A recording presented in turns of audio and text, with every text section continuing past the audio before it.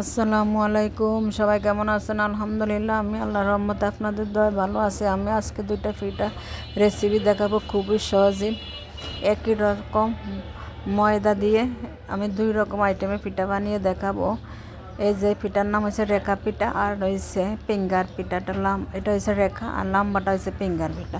খুবই সহজে বানিয়ে দেখাবো। প্রথমে আমি একটা ফ্যানে গরম পানি দিয়ে দিচ্ছি ফুটানোর জন্য। সামান্য একটু ফুড কালার আর লবণ দিয়ে দিচ্ছি, এটা অপশনাল, দিতেও পারে না পারে। আর দিয়েছি সামান্য পরিমাণ চিনি, বেশি মিষ্টি দেব না, একদম কমও হবে না, মিডিয়াম। এখন এই যে ময়দাটা সিদ্ধ করে নিয়েছে, এখন ঢেলে ঠান্ডা করে দুইটা ডিম আর বেকিং পাউডার দিয়ে এটা ভালোভাবে মথে নেব। এই যেভাবে মথে নিয়ে একটা মসুর ডাল বা যে কোনো চানাচুরের প্যাকেটের ভিতরে ভরে নেব। নিয়ে মাথায় একটা নজল ব্যবহার করে এই যে এইভাবে শুধু রেখা টেনে বানিয়ে নিচ্ছে। এই জন্য বলে রেখা পিঠা। আর একটা একটা বানাবো, তার জন্য বলে ফিঙ্গার পিঠা। এইভাবে সবগুলো পিঠা আমি তৈরি করে দেখাবো খুবই সহজে। আপনার চাইলে যে কোনো কিছু ভিতরে আপনারা এটা ভরে নিতে পারেন, একটা নজল আর যে কোনো একটা প্যাকেটের মাধ্যমে সেগুলোটা ভরে এইভাবে টেনে টেনে নেবেন, তার জন্য বলে রেখা পিঠা। খুবই সহজে বানিয়ে নিতে পারেন। সাইডটা একটু কেটে দিচ্ছি, মানে ওই যে হয়ে গেছে, চামচের সাহায্যে একটু কেটে দিচ্ছি। আর এটা কাগজ সহ নিতে হবে, কারণ কাগজ নরম তো, তার কাগজ সহ চুলার উপরে দিল। এইভাবে এই যে রেখা পিঠাগুলো এই যে একটা একটা করে রেখা টান দিয়ে দিছে, এই জন্য বলে এটা ফিঙ্গার পিঠা। সবগুলো একসাথে হলে রেখা পিঠা। আর এইভাবে একটা রেখা টান দেওয়াতে ফিঙ্গার পিঠা হয়েছে। খুবই সহজে এবার মশমশা, খেতে দারুণ লাগে। এই পিঠাটা আপনার 1 থেকে 2 মাস সংরক্ষণ করে রাখতে পারেন, একদম মশমশা, এবং অনেক দিন সংরক্ষণ করে খেতে পারেন খুবই সহজে। এইভাবে আপনারা চিনিটা আপনাদের পছন্দ মতো দিবেন, খুবই সহজে। এই যে দেখেন পিঠাগুলো তৈরি করে নিয়েছি। আমি আবারও বলতেছি, যে কোনো একটা পলি ব্যাগে মসুর ডাল, চানাচুর, বিস্কিটের প্যাকেটে গোলাটা নিয়ে একটা নজল এক কোণা ভরে দিয়ে তারপরে এই যে হাত দিয়ে চেপে এক এক করে বানিয়ে নেবেন, তাহলে খুব সহজে এই পিঠাটা তৈরি করা যায়। আপনার চাইলে নজলের সাথে যে ব্যাগটা পাওয়া যায় সে ব্যাগও করে বানিয়ে নিতে পারেন, তবে আমার কাছে পলি দিয়ে বানিয়ে নিলে খুবই ভালো হয়, একসাথে অনেকগুলা পিঠা হয়ে যায়।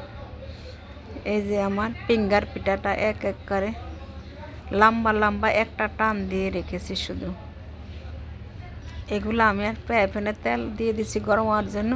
এখন এই যে এক এক করে ছেড়ে দেখাচ্ছি। এই যে কাগজ সহ দেওয়া লাগবে, তারপরে ঠান্ডা হলে কাগজটা টান দিলে উঠে যাবে।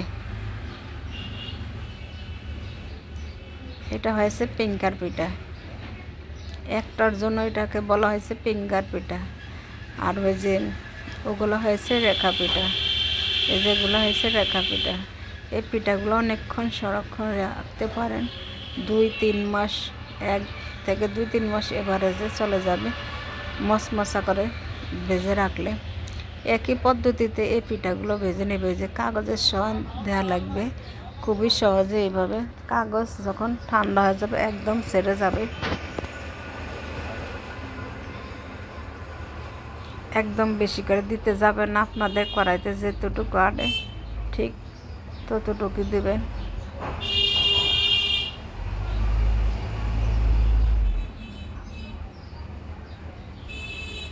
এইভাবে আমি সবগুলা পিঠা তৈরি করে নিচ্ছি।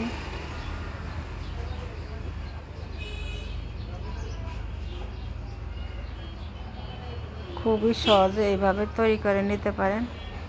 চুলার আঁচটা মিডিয়াম করে রাখবেন, তা নাহলে এক সাইড পুড়ে যাবে। একই পদ্ধতিতে সবগুলা পিঠা আমি ভেজে নেব খুবই সহজে।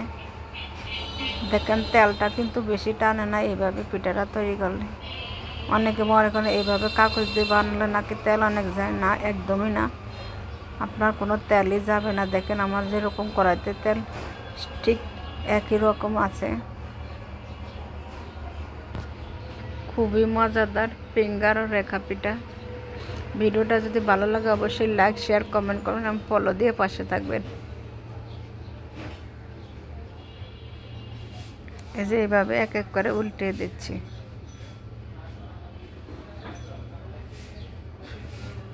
একটু সময় নিয়ে ভাজার লাগবে পিঠাটা, কারণ এটা তো কম হিটে ভাজার লাগবে, তাহলে এক পিঠ পুড়ে যাবে, যাতে ভিতর থেকে মচমচা হয়ে আসে। একই পদ্ধতিতে আমি সবগুলা পিঠা ভেজে নিচ্ছি। এই যে দেখেন কীরকম মচমচা হয়েছে, গায়ের কালারটা দেখলেই মনে হবে খেতে কিন্তু দারুণ লাগে। এগুলো যখন ভেঙে খাবেন পিস পিস হয়ে যাবে।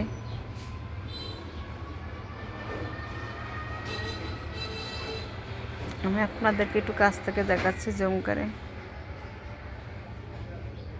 এই পিঠাটাও খেতে দারুণ মুসমুসা হয়। আপনারা চাইলে এই পিঠাটা চালের গুঁড়া দিয়ে বানাতে পারেন, তাহলে আরও বেশি মজা হয়।